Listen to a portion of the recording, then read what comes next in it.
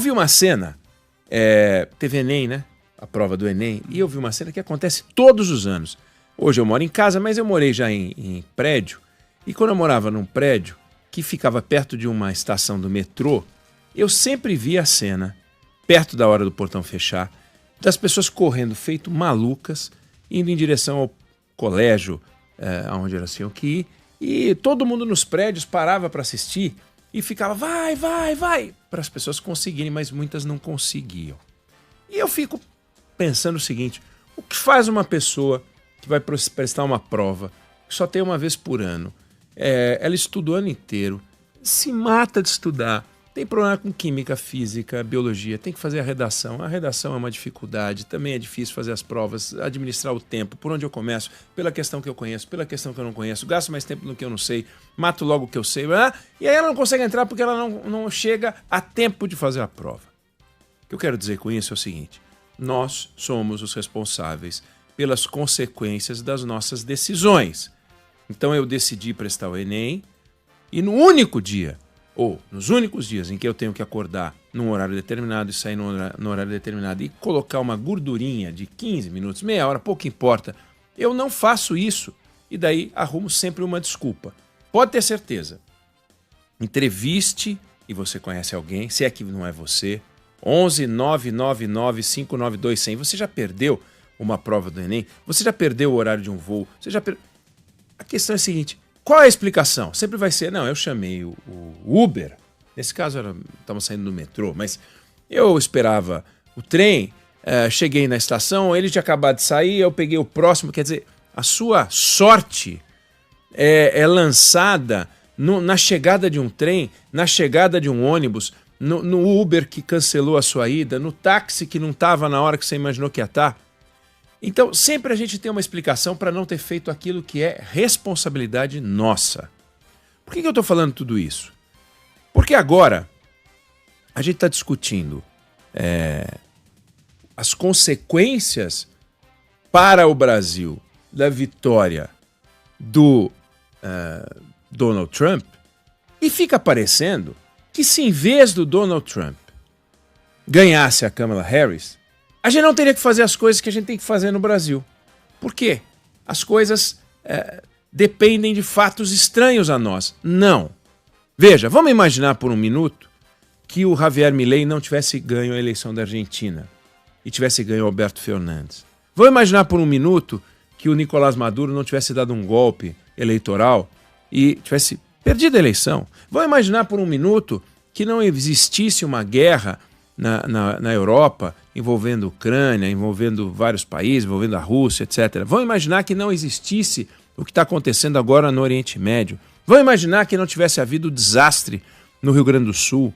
Vamos imaginar que a reforma tributária já tivesse regulamentada.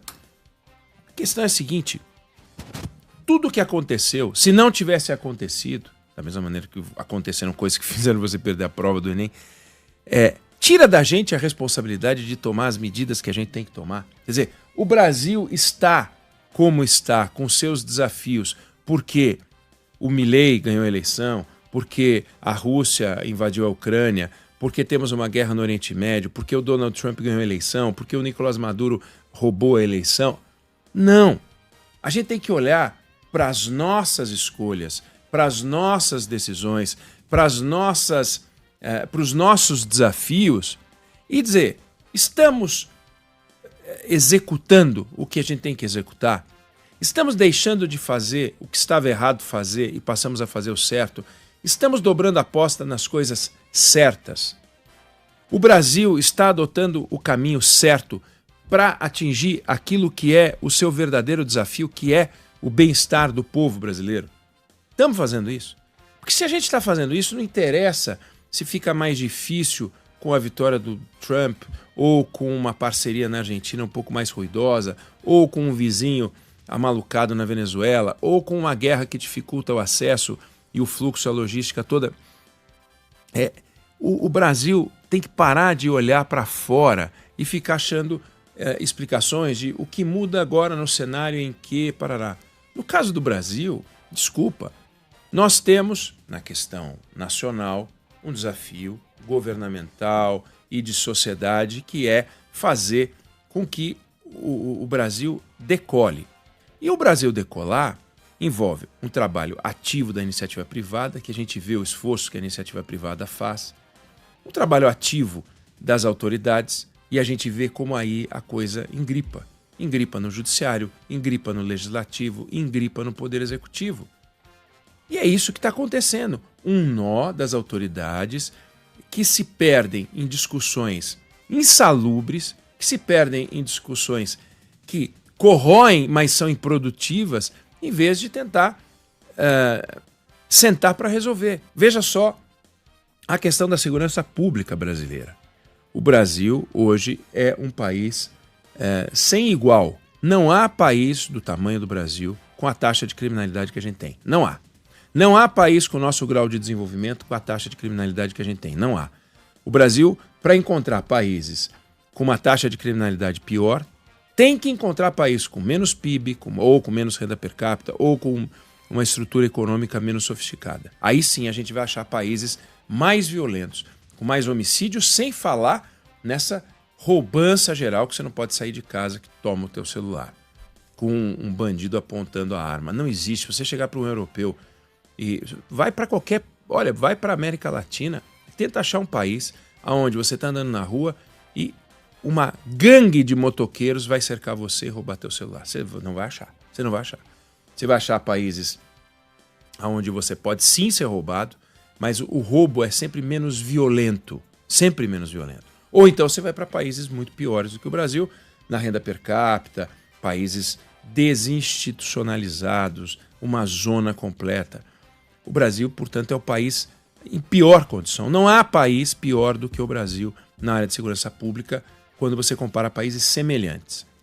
E, no entanto, a gente não consegue enfrentar a questão da segurança. Por quê? Porque o Donald Trump ganhou a eleição? Porque o Milei ganhou a eleição? Porque o Maduro roubou a eleição? Porque tem guerra na Ucrânia? Porque tem guerra no Oriente Médio? Não, claro que não. A gente tem os nossos problemas independente de tudo isso que está acontecendo lá fora.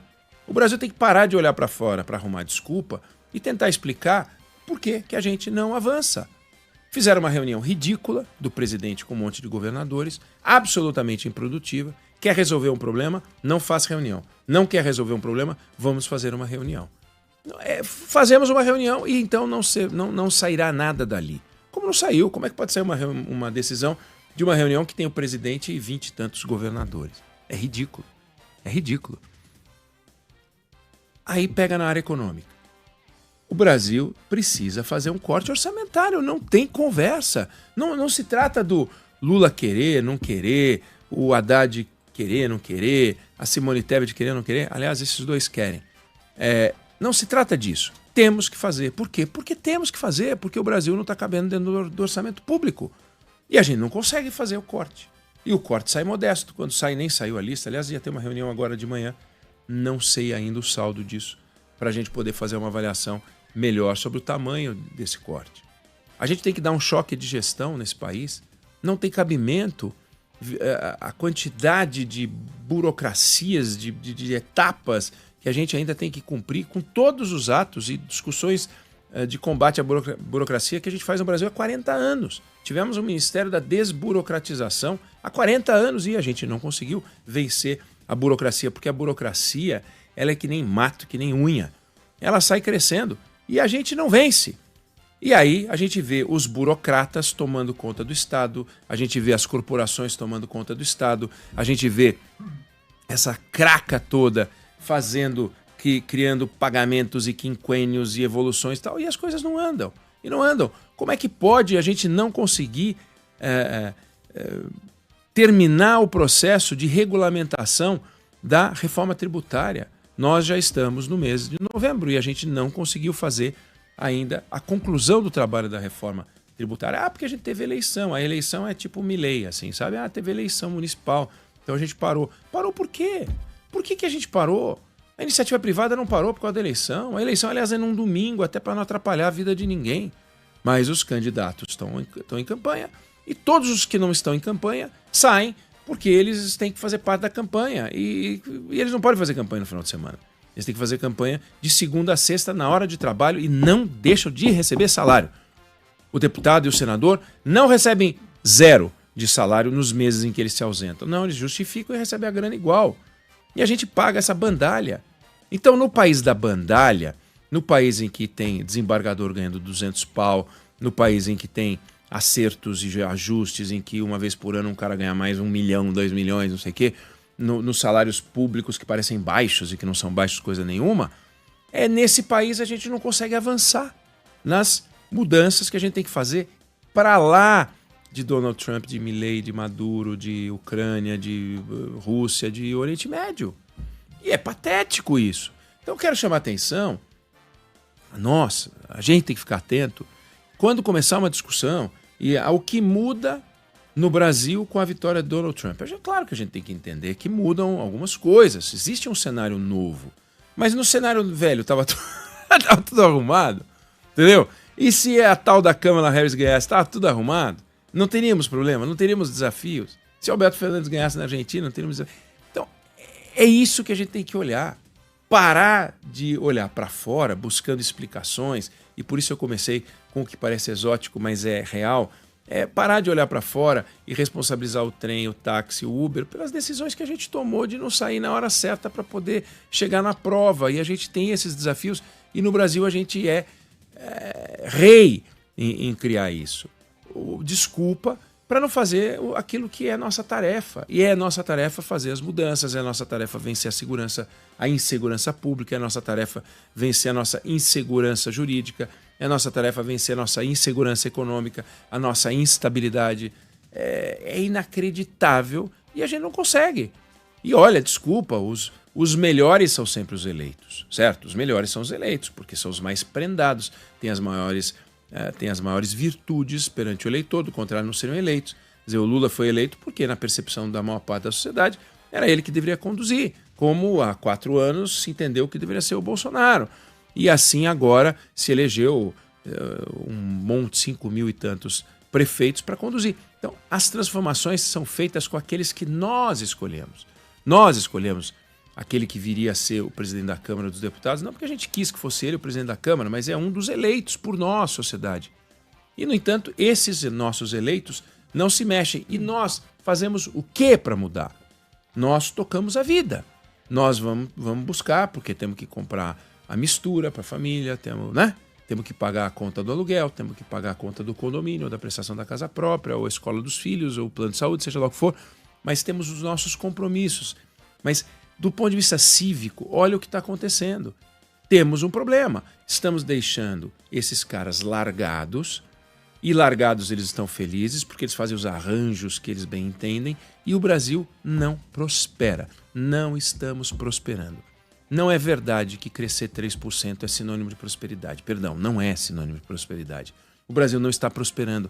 Não há avanço, não há nada. A gente consegue reduzir a taxa de desemprego com uma massa salarial que ganha pouco. A gente consegue reduzir o desemprego com uma produtividade baixa. O Brasil não é player global, a não ser em pontos específicos, mineração e agronegócio, e só. Tanto é a nossa irrelevância global que nós temos 1%, pouco mais do que isso, na participação do comércio internacional, e assim é há décadas. Nós não temos 3%, 4%, 5%, a gente não evolui. Como a gente não evolui em nada, não evolui no turismo. Tem evolução no turismo, claro, comparado ao vale em que a gente viveu, mas nós não somos a bola da vez. Cadê a bola da vez? Até chegamos a ser apontados como a bola da vez e não viramos a bola da vez. E isso precisa acontecer. Países asiáticos conseguiram, países europeus se sustentam ainda aqui com muita dificuldade, mas num patamar em que a sociedade tem uma renda per capita muito alta e benefícios sociais elevados. Aqui é tudo muito arrastado. Ou a gente encara esse desafio, ou então a gente vai ficar andando de lado feito siri, a gente vai ficar andando nessa mediocridade, a gente vai ficar andando nessa renda média, horrorosa, com uma parcela da sociedade dependendo do Estado e tem que depender porque não tem alternativa.